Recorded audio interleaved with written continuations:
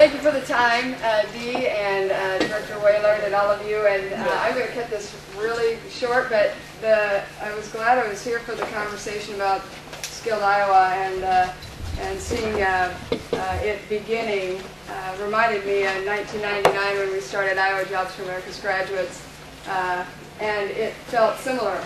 Lots of things unknown and partnerships unknown and questions that weren't answered for a long time, and things we discovered. So I would say hold on to your faith through the journey, but for the right reasons, good things happen, and happen to young Iowans and old Iowans alike. And we've got a lot of good heads at this table, so I'd say hang on, you all get there. Iowa Jobs for America's Graduates. I think I'd like to begin by just our title, Jobs for America's Graduates. You've been talking about jobs all day so far. This is a program that's a national level program. It's been around for 31 years. It's in 34 states. In fact, our program has helped to start 4 other states. 1 territory gets started since we began in 1999. To the basic core of what we do, we're a program that helps kids get connected to work. And that's what you've been talking about, and primarily through the development of the soft skills side. We're not the job training center, and Steve, you'd attest to that. We are not skill development folks. We're ones that are supposed to help kids stay in school, understand a little bit more about careers, understand a little bit more about showing up on time, and getting them to the doors of continued education and training institutions. And that's what we do. And we do it well. We graduate 93% of our students that come into the program, and we've been doing that consistently for 13 years. We're a nonprofit organization. Teresa talked earlier about private-public partnerships. We are one. I would say we're one of the most successful ones in the state, to be honest with you. We receive about 1/3 of our dollars from the state legislature, thank you, Senator, when they are feeling great about who we are and what we're doing. There's some dollars there. We get 1/3 of our dollars and maybe a little bit more of that now from the private sector from across the state. And about 1/3 of our funding comes from ask to local school districts. Each of them we ask to have a little skin in the game. So if you think about how we're funded, we have a 3-legged stool essentially. We do a lot of, I'll call it glorified begging. I do a good job of that. I have an aunt that's done that, and she did development work for the convent, so I learned from the best. But anyway, long story short. Iowa Jobs for America's Graduates, if you have a brochure in front of you, and I'm going to kind of highlight some of these pieces. On the first page in there, it talks about a little bit about who we are, what we do, and our bragging rights. I say that we're the #1 dropout prevention program in the state and really the nation. And I would challenge anybody to challenge us on that. And I haven't had anybody do it yet. And why is that, do you think? Sort of what you were talking about earlier today. Who else has metrics on this? Find one. I don't care if it's Gear Up, it's a federal program. It's about collecting the data and making sure that you're doing what you said you would do. And IJAG does that in a very strategic way, and we've been doing that for 13 years now. On the second page of the brochure that you have, that's our last year performance data, and we had a 92% graduation rate last year. It was a really tough year in school districts. You saw the graduation rates go down actually in our state. Increase in the overall dropout rate. We have over 7,000 kids annually dropping out of Iowa high schools. This program is really needed, but we're not needed by every school. Senator will attest that one of the things I get beat up every year on at the legislature is you're not in every school. Every school doesn't need a dropout prevention program, but the ones that do, we work well in. How do we do this? How do we get 93% of our kids graduating? How do we have an 88% overall positive outcome rate, which means kids going on to school, kids getting into jobs, or doing a combination of the two, or going into the military? How do we do that successfully?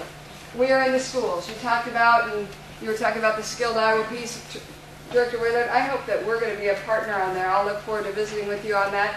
I would say, too, that nonprofits are one of your best partners to join along in this effort. And we've got opportunities to reach kids in places that maybe you can't get in the doors of, and we're eager to work on that, too. We're in the schools that are on the last page of this document. 30 different programs we have in the highest, in the school districts that have the highest dropout rates in the state. and the highest minority rates, and the highest unemployment rates. That's where you'll find Iowa Jobs for America's graduates. We put an individual in the school to teach a 4-credit class. And what are they teaching? If I had that in front of you, and it would be what you were talking about earlier, Director Whaler, soft skills. They are employability skills. Steve and Senator Dotzler, remember the SCAN skills. Secretary's Commission on Achieving Necessary Skills, those are what we teach. Show up to work, get along with others, be a team, earn your paycheck. Also, continue your education because that's important if you want to be competitive and have portable skills. So one part of what we do is offer a 4-credit class in schools every day for up to 50 kids in each of our programs. And of that 50 kids, about 25 of them are juniors and about 25 are seniors. In some of our schools we have a 9th through 12th grade program, so you can imagine 25 in the 9th grade, et cetera, et cetera. Beyond the credit class that we offer, where those students are learning about those basic skills and career opportunities and employers that are out there that want them to come to work for them and what it takes to get a real job and what it takes to keep a real job, we have this individual we call a JAG specialist working with the community to bring those businesses and needs of the communities to our classrooms, because as you know, this population of students not running out there saying, oh, you've been waiting for me. We need to be able to show that as students, this employer in the setting that they're most comfortable in, and unfortunately their safest place often is our public school system. So we bring the employers, we reach out to them, we work with our friends at Workforce Development, at Department of Economic Development, the Chambers of Commerce, whoever wants to be a friend of ours, we'll work with them to get those community members into our classroom on behalf of students. And you know what happens when we bring the community into our kids and they get to see somebody that really might be interested in having them work for them and might be interested in providing them an opportunity for a scholarship to go to school or maybe help their mom or dad get a job. It's like magic. And so I go back to your Skill Iowa conversation. Let that happen because that magic changes lives. One kid at a time. It doesn't all happen the first time we get one employer coming in and visiting. It doesn't happen the first time we take a student down to Workforce Development or to community college to register. But it happens over time. And we are changing a culture together, all of us here, in this program over time. I'd encourage you to go to our website and look at that because some of the stories there are the stories of what lives have been changed over time because of resources that have been invested from the state, from area businesses, from individuals, quite honestly, and from our school districts. This program is not the answer to everything, but for the kids that are in it. So about 1,700 students annually across the state, 93% of them, it's impactful in a wowing way. I don't know if any of you saw the documentary recently called Undroppable, but a student of ours was featured in that. She was a graduate of East High School. She was in our program for 4 years. She went on to DMAC and is now in our college program there. Outstanding story. That's just one story, and you all have stories too.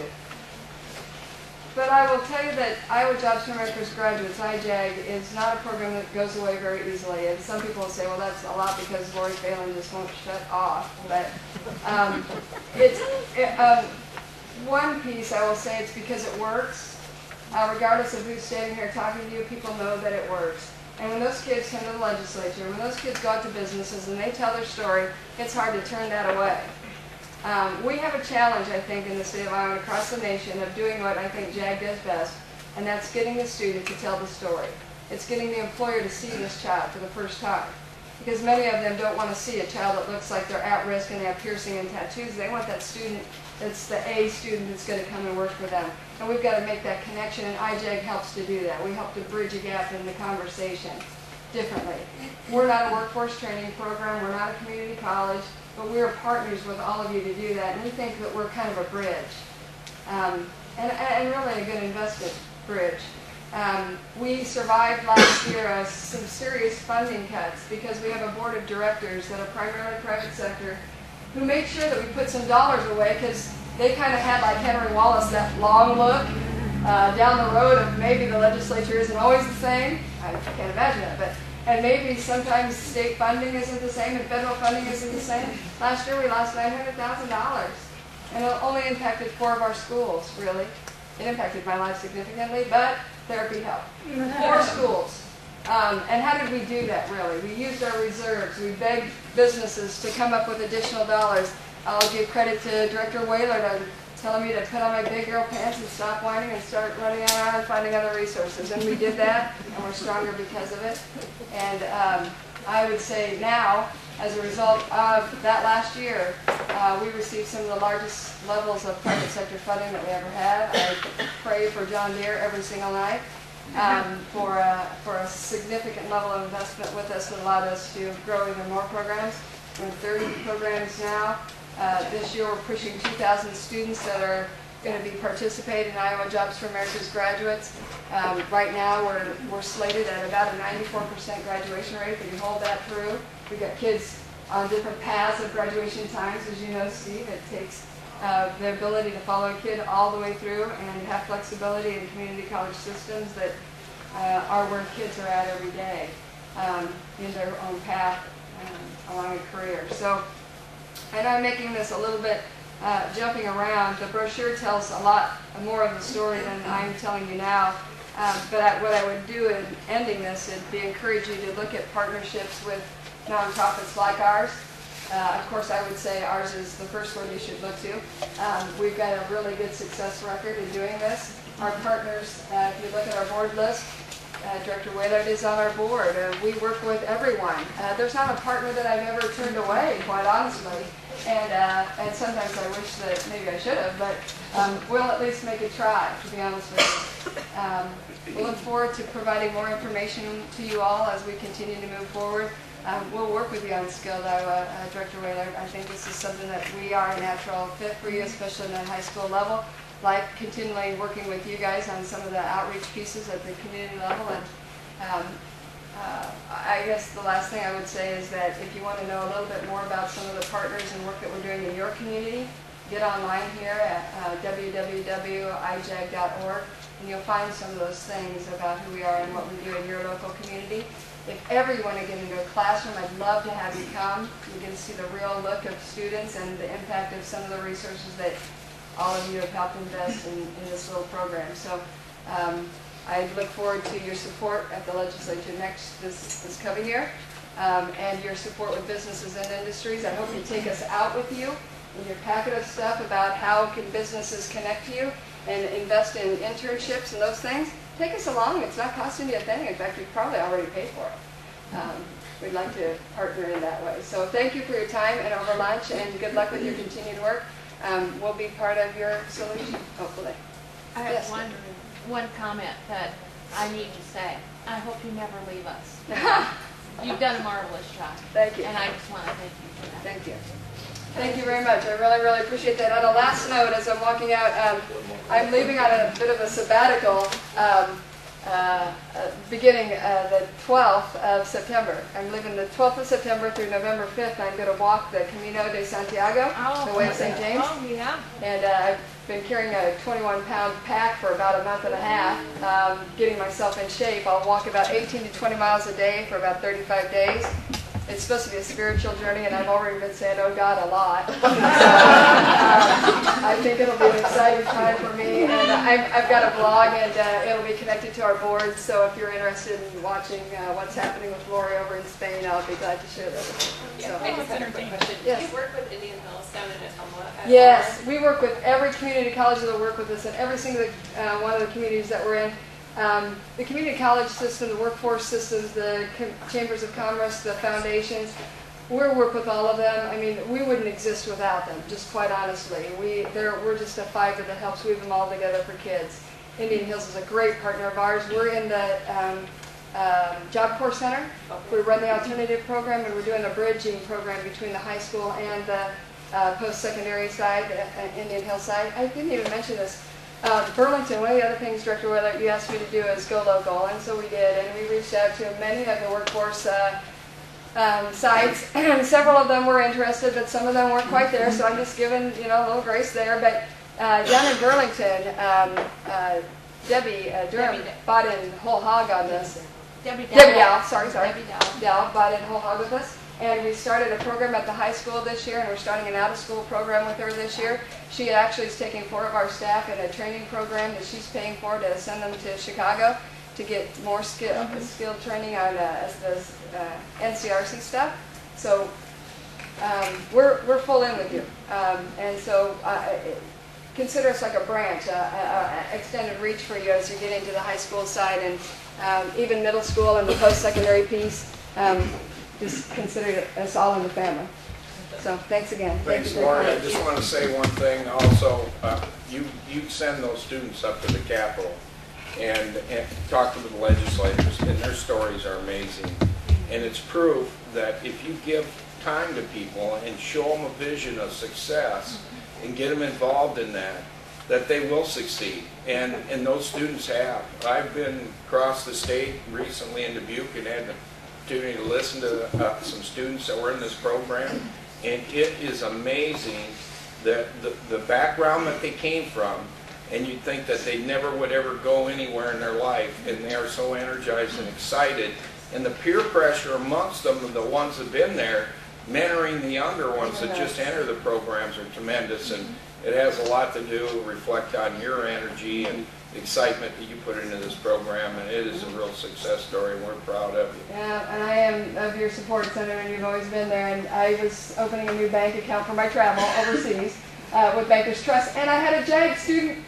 She goes, "Do you remember me?" Of course, you know, how many thousands of kids later, like, yes? Did I hit your dog or something? No.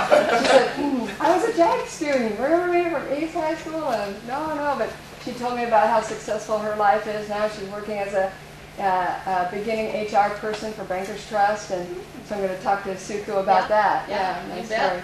So enjoy your lunch. Thank you all, and Dee, thank you for being on our board too. It's been very helpful for you to keep us on track with workforce stuff too. I will.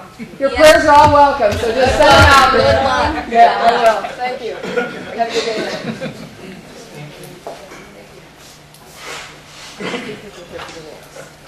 Okay. Okay. We are moving on to Iowa Department of Corrections presentation. We have Jerry Barker. Thank you. That's a tough act to follow. Especially when you start thinking correction. Wait a minute. Excuse me. Can you come down here by phone, Jerry? We have folks on the telephone. Oh, I see. All right, thank you. We need to help them here. Thank you. It is a tough act to follow, but I think that there are also the way that you kind of wound up that last presentation. I think part of what I want to talk about today is opportunities for success. And partnership between IWD and the Department of Corrections has led to some opportunities for success. So I'll get there. But first, just a little bit to tell you about the Department of Corrections. Our vision is no more victims. We believe we have a responsibility for those who come under our care and supervision to do what we can to create no more victims, no more victims. The mission of the Department of Corrections is to advance successful offender reentry to protect the public, employees, and offenders. To do that, it requires a great deal of work, and it requires partnerships and it requires collaboration. Today, in the Department of Corrections, we have 8,256 offenders incarcerated in our prisons. Of those, 93% will be returning to our community at some point in time, and we release about 5,000 offenders a year. There are almost 31,000 persons under community-based supervision in the state of Iowa. The majority of those, about 18,000 to 20,000, are on probation. The others are people who have been in prison or returning to our community unsupervised release. Of those offenders who return to the community, about 31% of them return to incarceration within 3 years. I would say that those 69% who don't come back have a job, or they've gone to school, and they're reunited with their families. Within the national arena, about 42% of offenders who have been in prison return to prison within 3 years. So we're doing better. Our director, who was hoping to speak with you today, had to leave, but he's established our strategic goal of reducing the recidivism rate to 25% within the next 4 years. We can't do that without some help. In 2006, the Department of Corrections began working on redesigning its offender reentry process. Instead of teaching offenders how to be good prisoners, let's start talking and preaching and teaching about how to be good citizens when you return to the community. Our focus is getting offenders ready to return to the community and to be successful. And a vital component to successful reentry is employment.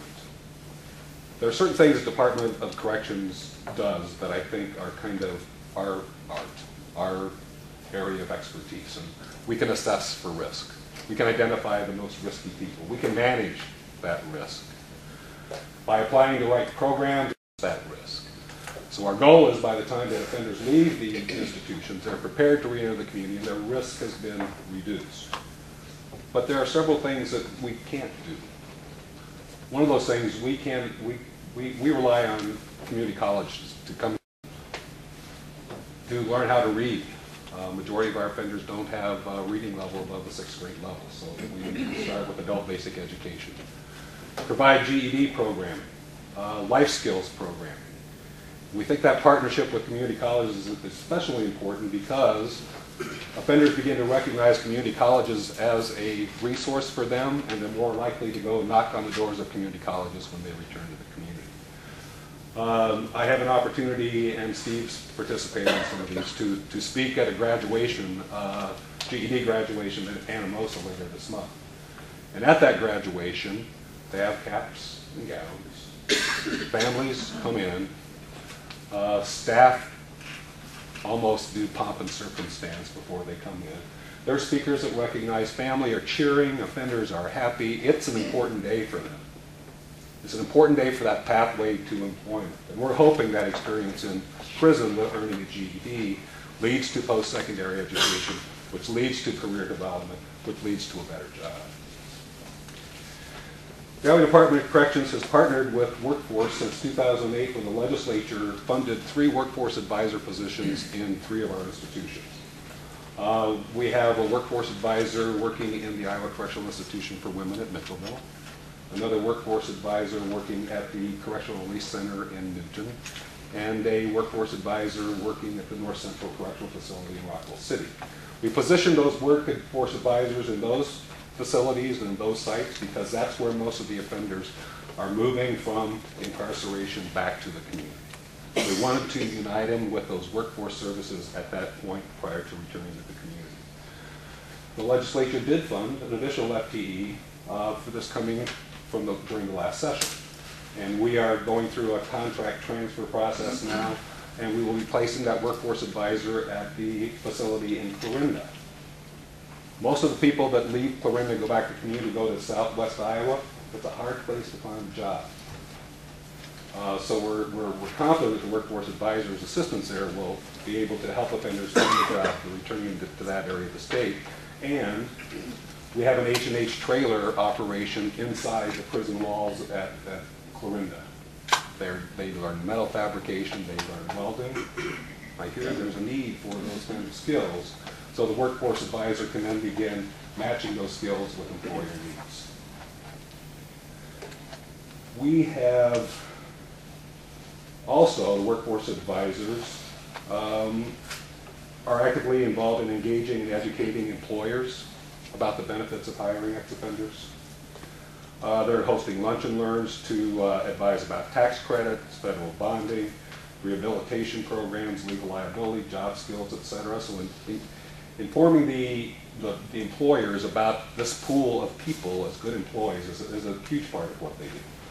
And when you have the discussion about the soft skills, one of the things we tell employers, when offenders return to the community and are on parole supervision, their parole officer is very willing to help get them there on time, to stay at work, to get along with others, because that's an expectation of their parole supervision. And we work a lot on the soft skills in the institutions prior to release. We have in the past, and now I think we're going to be continuing, to offer the NCRC process inside the institutions. And we think that that process, and I don't need to go into all that because you've had a lengthy discussion about that today, but I think that certification, again, presents an opportunity for an offender to be successful in their return to the community. What we found from the workforce advisors is that 68% of the offenders that they touch are employed within 30 days of release from prison. That's huge. Some recent data from Rockwell City indicates that, let's see where after 90 days, 208 offenders of the 225 she provided services to were employed. And tracking those offenders for 6 months, 187 continued to be employed. So not only are they getting a job, but they're being maintained in that job.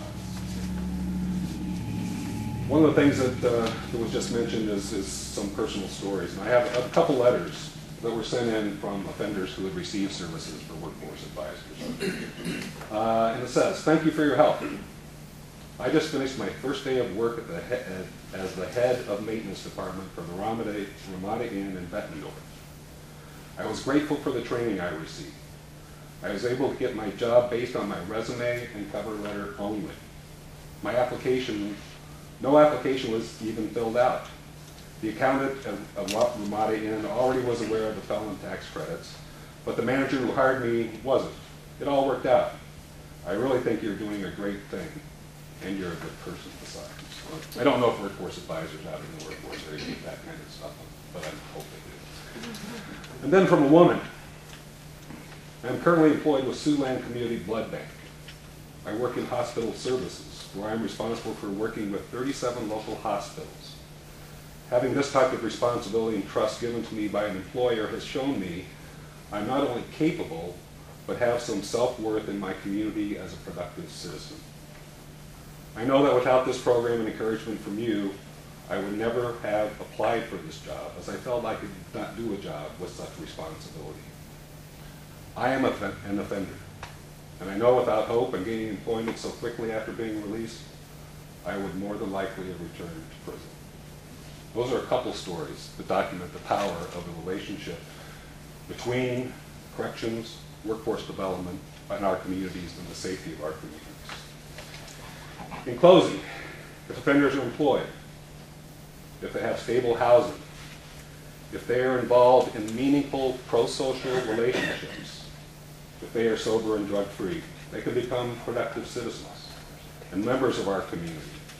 And they can be successfully discharged from corrections, and they will not return to corrections, which then allows us to manage the cost of corrections within the resources that were appropriated, and our communities are safer. Any questions? You know, I've been on these Stella Iowa trips with economic development group, and the first time I heard the fact that tax credits for felons, or I don't know exactly what you call, you know, these people. There's different names for them, but it was really an eye-opener. I had no idea. And I don't think a lot of people know that. Yeah, and I think if I were more politically correct, I'd say persons with prior criminal records. The what? Persons with prior criminal records, because Okay. at some point, that's not who you are. You know, and I think that's part of the lesson too, is that Yeah. that's what you did, that's not who you are. And I was glad to see Mike Wilkinson here, because when we started doing some of this work, Mike and I worked a lot of that, and it really is that process of recognizing the harm that you caused, Yeah. trying to repair that harm, learning the skills that you need to be successful, and getting that second chance. Yeah. So is most of the training and retraining done while they're serving their prison sentence? So they come out with skills and really job ready, and you help connect them? The capacity does not match the need. I Okay. can tell you that. We've lost some vocational programming through some cuts in federal monies for persons that had applied, were eligible for money before. So we're challenged to find the capacity to have those vocational programs that we know are consistent with what employers want. But with our help from our community colleges, we provide data processing, culinary arts, welding. We've had a women's welding program with women from Mitchellville, and it was one of those things that who thought. Yeah. But they took it on, they became certified. So we did some deconstruction kind of processes where you learn to kind of take down abandoned buildings. And so we have those programs, but we could use more and more beds, I guess. The capacity is just not there. So we try to identify those people who have the highest risk to reoffend, because it's those kind of people that if we can get them jobs, that's where we get our biggest bang for reducing. So matching the capacity with the need, we've got a long way to go. But we do think that our institutional work assignments, offenders are expected to work 4 to 8 hours a day. And Without the training, just. without the just- training. So just in the getting- institutions, there's people who cook, clean, laundry, maintenance, all those other kind of things. So, so we try to replicate what happens in the real world with you have to apply for a job, you have an interview, you're evaluated, you're expected to have certain competencies. It's not a formal vocational program, but it's as much as we can make a real life simulation in the institution. And we really do focus on those soft skills. Again, from what we've heard from employers in this whole process is, give me somebody who shows up on time to work, that works well with others, that is a team player. I can teach you those hard skills.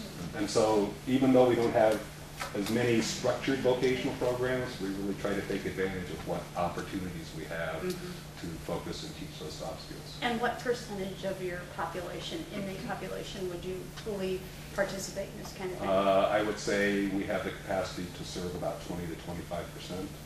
20 to 25.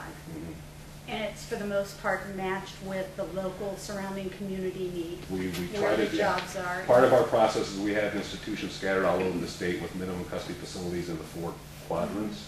And so people returning to the Waterloo area would go to the Lester Heights facility. And if they're going to Fort Dodge, they go to Rockville City. So there is an opportunity to try and connect people at that exit point with employers in the communities that they're going to. Good.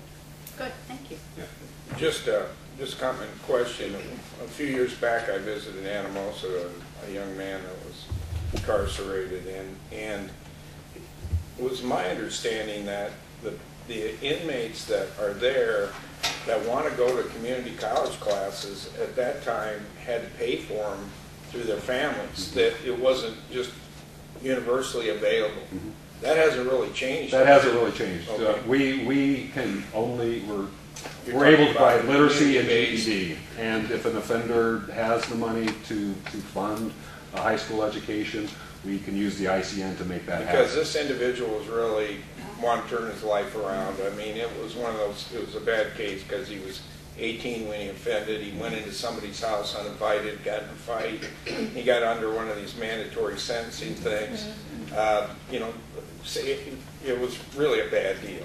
And so I talked to the warden about it, and he was pretty excited. Yeah, I said, well, how many inmates do you have? There was 1,360 at Anamosa. And I said, well, how many inmates do you have participating in a full community college program? And he was pretty excited. It was up. Said it was up this year. And I said, well, how many's up? There were 13 people. 13 people that their families had enough resources to help pay to move people in the right direction. The real help comes out with our community-based correction facilities. Exactly. And unfortunately, the legislature has chosen not to necessarily fund them. We have a women's-based correctional facility in Waterloo that we built that's brand new. That's a It's sat model. empty for 2 years.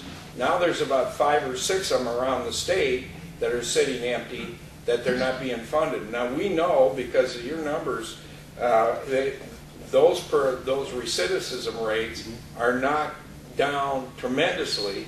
And I don't know what the number is for inmate. It's approaching $30,000 depending on what level you're at, Right. 25 to Maximum 30. security versus. Yeah, right, per inmate. And when you think at a correctional-based facility, the operation, I'm told, saves them about $50,000 per person per bed, and there was enough there that they had enough beds that it worked out to about $250,000. But we didn't fund it. And those programs really do help. They transition people, they give them the skills, and the ones that dump right into the community, those are the ones that we end up losing because they end up going back to their old peer groups and they get tied up. And I had a good friend, his brother had that happen, swore to God he'd never get tied up in it again. and now he's on a mandatory sentence of 25 years, and you got to serve about 85% of that, I believe, with the mandatory minimum. And you know, it's just a crime that we don't really do more, and it's the legislature's, you know, fault that we probably don't do as enough as We're going to request money to I know. fund those benefits. And also, just one other comment too. I think part of our art is that there are some people who need to go to work release to transition. There are other people that have employment skills, that have family support, that have gone to school. They can do just fine under parole, which is even cheaper. That's what this than young work man release. did. Right. Yeah, So it's still kind of slicing and dicing to get the best bang for He your ended buck. up being, having a great career as a computer technician, so he's very successful these days. Yeah. Yeah. Steve? Yeah, correct me if I'm wrong, but prior to 1992, inmates did have access to the Pell Grant. They did. And there was a change in control at Congress. Yeah. That was lost. And at that time, Kirkwood was serving nearly 150 inmates in Anamosa with college credit coursework.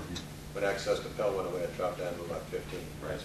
It's ever since. Yeah. From my perspective, where I work, it's a tragedy Oh, yeah, because I- post-secondary education is one of those next steps Yeah, that I can really make all the Yeah, we've difference. been pounding on our congressional delegation for years on that. Right. Then another question, to what extent are some of the inmates' ability to leave the facilities for training, if that were possible? I mean, to what extent is that an opportunity? The reason I ask is because we've talked about this. We've got a regional education center in Monticello, fully equipped career academy labs that we use with high school students during the day and adults in the evening. And these places are designed so that we could provide pretty good security if we brought individuals in for skills training at night. And we're going to have a facility almost across the street from the classification Somebody's center. shaking their head behind.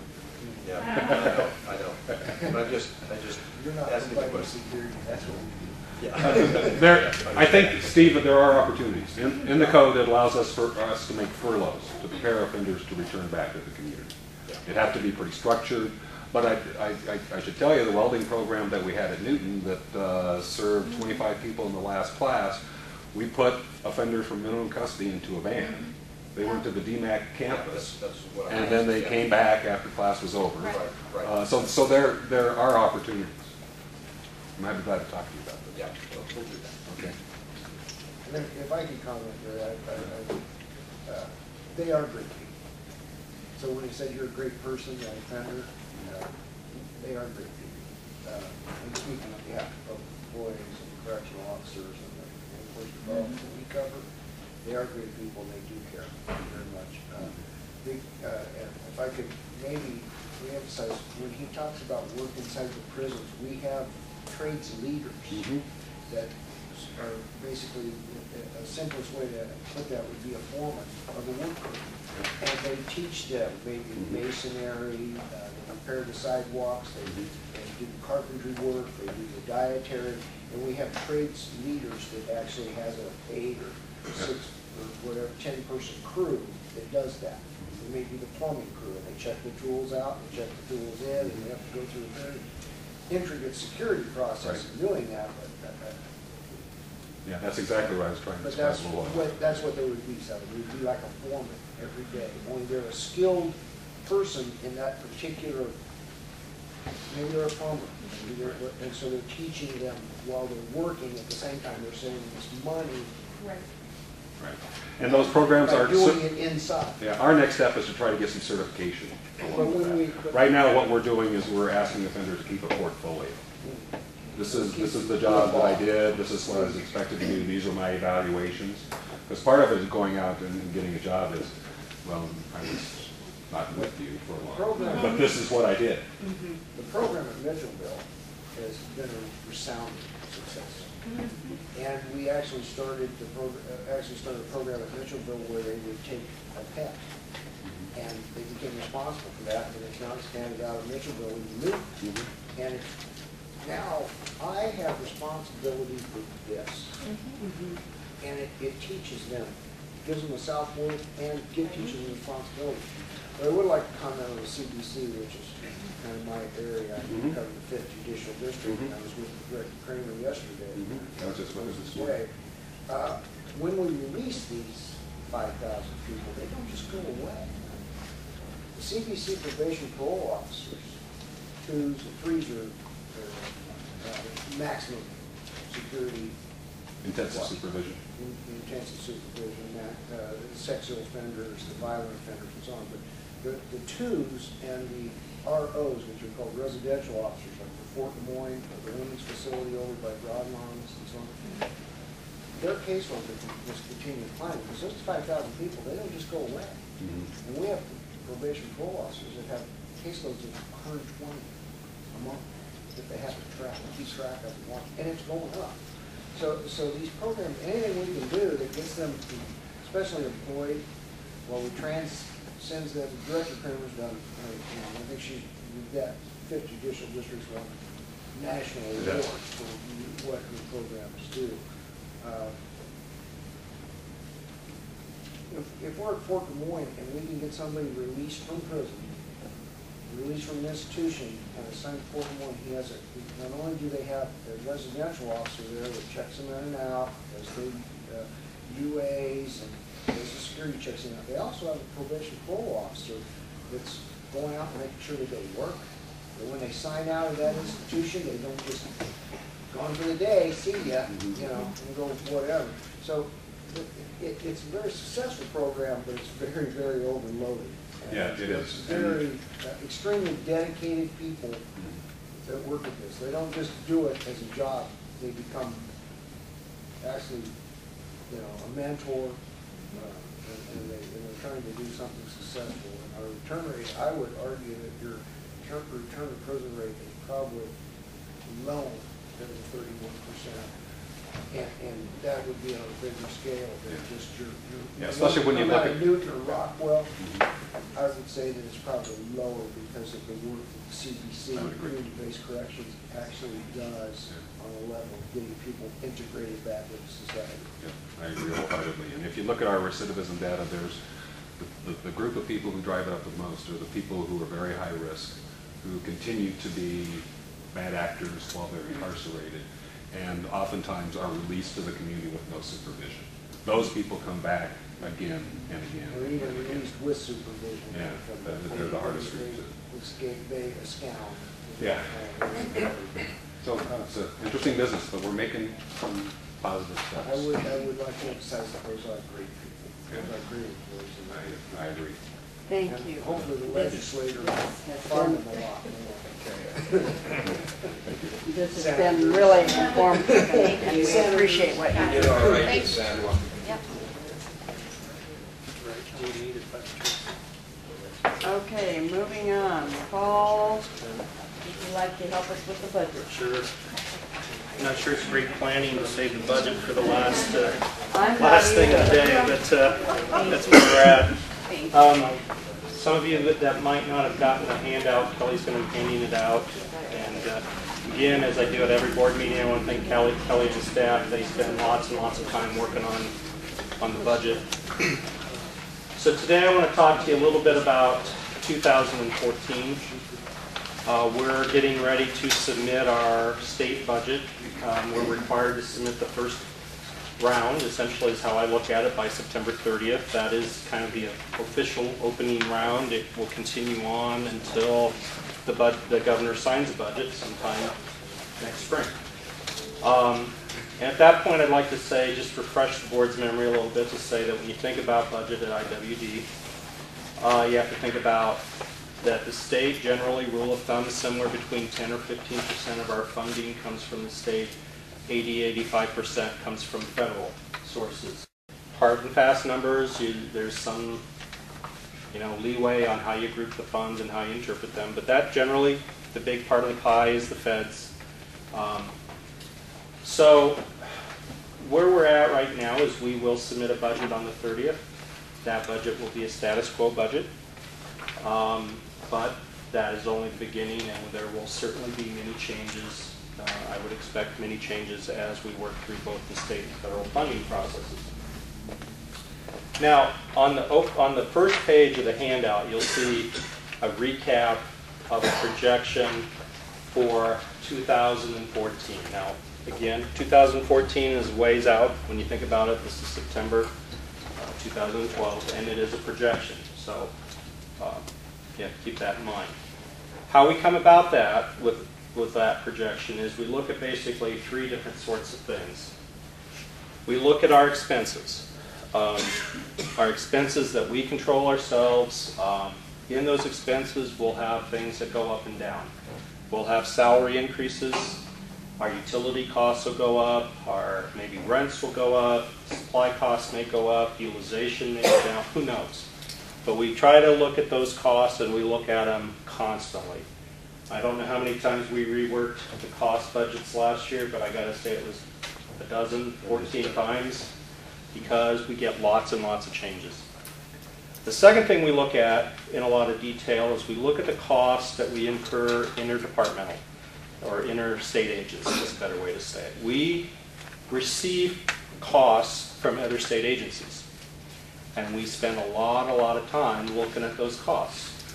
For example, I'm not picking on anybody, but if you think about the Department of Administrative Services, that's sometimes between $5 or $6 million we get from them for services that we purchase. That's a big deal. So we spend a lot of time trying to dig into those to make sure that we understand what those costs are for, if there are increases, why are there increases, and so on. The third thing that we spend a lot of time on is looking at all the revenue sources. It's not just one line that you get a revenue amount from the state and just one line that you get a revenue amount from the feds. There are between 50, 60 sources of funding. Those sources all have different rules. Some of that money is you can only use for a very specific thing. Some of it can be moved around. Some you have to spend in 1 year. Some you can retain up to 3 years. So we try to put all the revenue together and figure out where are we on all these revenue sources based on the rules, based on the carryover. Then we take a look at all that information and we talk about what we describe as our expense run rate. And we look at our expense run rate and we look at it in a way that says there are two pots of money for revenues. The new revenue that we're going to get in, and the revenue that we carry over. And when we look at our expense rate, the thing that we get really concerned about is we look at that expense rate versus the new revenue coming in. And that's the part that is the biggest, that's the warning that would be in this. That although our costs have been coming down, and we've been doing everything in the world to try to manage those costs and bring them down, the revenues run away from us faster than we can reduce our costs. So our run rate still is higher than actual new revenue coming in. And on that first page, that's how we're trying to portray for you to understand where we think we're going to be at that point in time in the future, which is obviously if your run rate, if your expenses are following faster than revenue, you have to use your reserves to cover that. Those reserves get eaten away. There's fewer reserves to carry forward. Your expense rate continues on. Something has to give. Either we have to generate more revenue on a state or federal basis, or we have to deal with the cost of shortfalls. And that's, in a nutshell, our view of it right now. So in the handout, what we've given you, this first page is really a new page because we tried really hard to summarize it in a way to say, well, if you were a board member, what should you really be worrying about? We have 6, 7, 10, 15 pages of backup. We've always given you these by program, by division, by bureau, by Fed, by state, and we're still giving you that information so you can take it back, and if you want to use it for comparative purposes, you still have all that same information.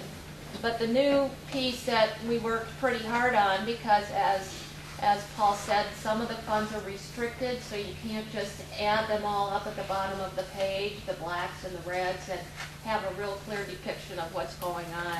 That's what our recap page is really our forecast of how things are looking with the latest information we have from the federal government and the latest indication we have of what a status quo budget means, what that definition is from the Department of Management. This is really what we're looking at. We continue to be concerned about our federal funding because the good news is our unemployment rate is not at the point as it is from a national perspective, but it's that very rate that is then used to determine the federal funding level. So of course, states that are at 10% unemployment have a higher funding level from many federal resources than we do. So we're the agency that has the good news is the bad news from one side or the other. And so obviously we continue to try to manage our way through that. That's part of our discussion with WIA. And the federal folks are talking a lot about combining programs. They have many training and educational programs, and when they combine programs, they tend to lessen them in total. But we are in touch all the time, every day, with who's hearing what and what should you really worry about. I can tell you that 3.38 million has looked to us as high as 8 or 9 million, depending on where the federal funding is going, and so we try to rework as much flexibility as we can into the program funds that we get to utilize them as broadly as we can. So this is not the worst case scenario. I think this is the reasonable scenario based on where we're at today. It's based on status quo revenue for federal. So if the federal cuts would happen and our rate stays at where it's at for unemployment, this is what we can expect. And I can guarantee you that next month we'll have a different number there because some things will have changed. But this is what we set our sights on to plan towards, to do our best to work through these issues before they become real staffing issues to us. So we continue to, for instance, try to rework our rents. We try to rework the space that we use. We try to use state buildings instead of leased facilities. We continuously take a look at everything we think we perhaps have an option in where we can lower costs to help facilitate these numbers before we're at a point that we're going to have some difficulty in staffing. This year's challenge that I'm personally very proud of, because I think we put forth extreme effort with the union in coming up with a settlement where one part of the agency was going to experience clearly shortfall that would impact people, and another part of the agency where we could actually add resources and add people to work through a settlement as to how to do that in a constructive way. And it took a lot of negotiations on this side of the street with the governor's office, and because there wasn't necessarily accord with what our propositions were, and it took a lot of negotiations with our partners in the union, and I have to tell you, a lot of hard work went into that settlement, and I'm very pleased with it. Nobody got everything they wanted. At the end of the day, that's usually the way negotiations work, but I think we used a very constructive process to get to the end of that plan that we are now implementing. And I'm told it'll probably take us till about the end of October to go through the process, the bumping process and so on. And we might hit a little bump every here or there, but our teams are working it out very constructively together, and I'm very pleased about it. So that's where we're at today with the budget. Any questions? I think we need a vote just to accept and file. No, we don't need a, no. Okay, just do it. It's information. Okay, fine. Any other thing that someone wants to bring up before the board? I know we're running late, and I'm sorry about Are that. we planning on the schedule that was put forth for the board meetings from now on? I'm wondering because I need to make some arrangements. So are we going to do the November meeting? Is that still set in stone, or what's the? I believe. The dates were, and, Were accepted at the May meeting. Yeah, and we are staying. Yes. And it's November 29th is the next board meeting in this room, Okay, which is a Thursday. okay, thank you. You're welcome. any other business to be brought up? Hearing none, I will take a motion to adjourn. So moved. Thank you. Second? Okay. All in favor, say aye. We're out of here.